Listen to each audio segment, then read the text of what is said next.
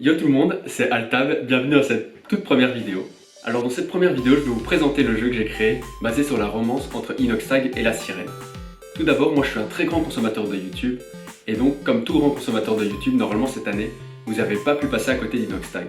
Inoxtag, tout d'abord avec sa vidéo de transformation, ensuite avec sa rencontre avec la sirène, il a battu le record de viewers pendant le Z-Event, et donc j'ai décidé de m'inspirer de ça pour créer ce jeu qui s'appelle Inox Valentines. Alors le concept, qu'est-ce que c'est? Eh ben c'est très simple, on a d'un côté Inoxtag qui est le joueur que tu peux contrôler et déplacer sur l'écran, et de l'autre on a la sirène qui elle est fixe au milieu de l'écran et que tu ne peux pas déplacer, donc que tu dois protéger. Un peu partout sur l'écran, il va y avoir des ennemis qui vont apparaître et qui vont se diriger soit vers la sirène si c'est des mecs parce qu'ils vont essayer d'aller la draguer, soit vers Inoxtag si c'est des meufs qui vont essayer d'aller le draguer. Toi, ton rôle, c'est de former des couples pour pouvoir préserver ton couple en gros. Donc tu as les pouvoirs de Cupidon et une fois tu peux tirer une flèche sur un mec et puis ensuite tirer une flèche sur une meuf pour pouvoir former un couple. Une fois le couple formé, ils s'envolent tous les deux vers le paradis et tu es débarrassé de ces deux ennemis. Le but du jeu, c'est de tenir le plus longtemps possible et donc de former le plus de couples possible. Alors là, je viens de vous expliquer le concept.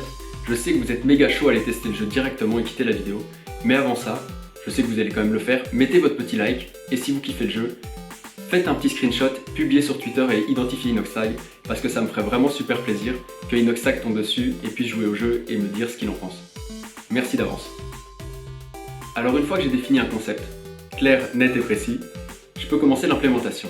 Pour l'implémentation, j'ai procédé en 3 étapes. La première étape, ça a été d'implémenter les déplacements du joueur. Ensuite, la deuxième étape, ça a été d'implémenter un spawner d'ennemis, donc de faire apparaître les différents ennemis et de faire en sorte que, en fonction de leur type, si c'est un mec, de se diriger vers la fille, et si c'est une fille, de se diriger vers Inoxtag. Et la troisième étape, ça a été d'implémenter la fonctionnalité de shoot, donc de pouvoir tirer avec la souris des flèches en direction de ses ennemis. Une fois que j'ai implémenté ces 3 fonctionnalités, j'ai décidé qu'il était temps d'importer les designs dans le jeu pour pouvoir voir un peu à quoi ça allait ressembler. Donc pour le design d'Inox et la sirène, j'ai utilisé un site qui permet d'importer des photos et de transformer ces photos en dessin, donc en design un petit peu cartoon et de choisir différents effets sur cette photo. Pour les designs des backgrounds, j'ai utilisé Canva.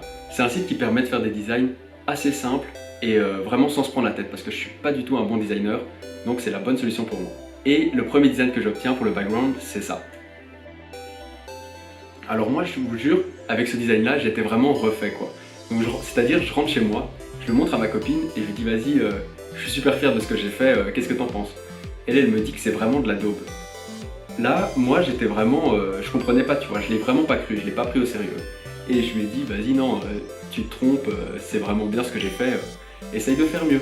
Et donc voilà, elle a fait mieux, et on a décidé après d'avoir, avec nos 2 designs, de les envoyer à nos potes, et sans leur dire qui avait fait lequel, et de demander c'était lequel le meilleur. Et ben devinez quoi, aucun de mes potes a choisi le mien. Du coup, j'étais obligé d'accepter que le sien était meilleur que le mien. Et aujourd'hui, avec le recul, je me dis que c'est logique, mais sur le moment même, franchement, c'était compliqué d'admettre. Pour les designs des ennemis, au début, j'avais pensé à me baser sur des personnages réels, comme avec Inox et la sirène, mais leur trouver par exemple des concurrents qui puissent prendre la place par exemple des ennemis mecs et des ennemis filles. Puis au final, je me suis dit que j'allais utiliser des personnages de One Piece, donc là pour le jeu, c'est Sanji et Nami, parce qu'on sait que Sanji il kiffe les meufs et que Nami, elle est grave BG, donc c'était parfait pour le jeu quoi. Après avoir importé les premiers designs dans le jeu, j'ai décidé d'ajouter une animation autour de la sirène et de lui donner une particularité spéciale. Parce que pour l'instant, c'était uniquement Inoxtag et le joueur qui pouvaient tirer et interagir, et j'aimerais bien que la sirène puisse se défendre aussi d'elle-même. Et donc pour ça, je me suis inspiré d'une attaque de Boa Hancock dans One Piece, qui lance des cœurs et qui glace les personnes touchées.